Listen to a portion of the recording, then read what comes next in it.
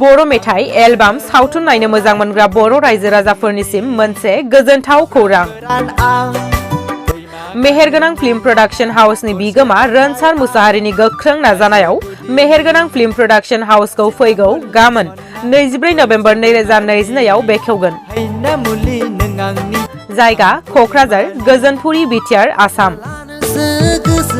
बे बेखेवनाय हाबाफारिखौनो लोब्बा लाखिनानै गिबि खेबै दोंसे फेरास्तामुल मुंनि बर' एलबाम भिडिअ बेखेवगोन।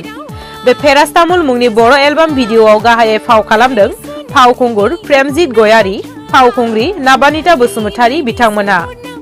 मेथाइखौ रोजाबदों जानिद्रा बसुमतारी बिथाङा। बिथोनगिरि आरो सेबखांगिरि हिसाबै माइकेल मुसाहारि बिथाङा।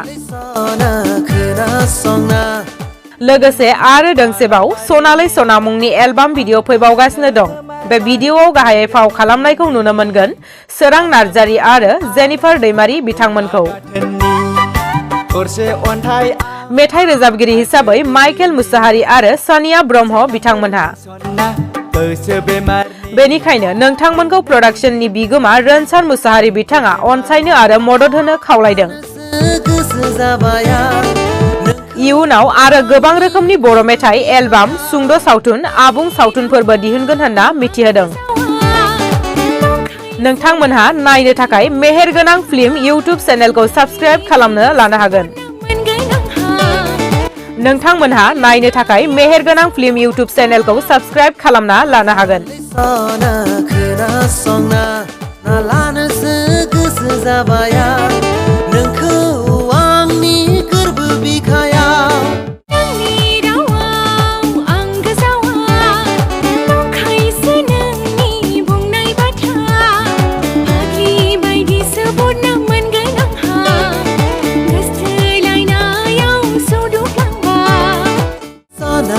Sana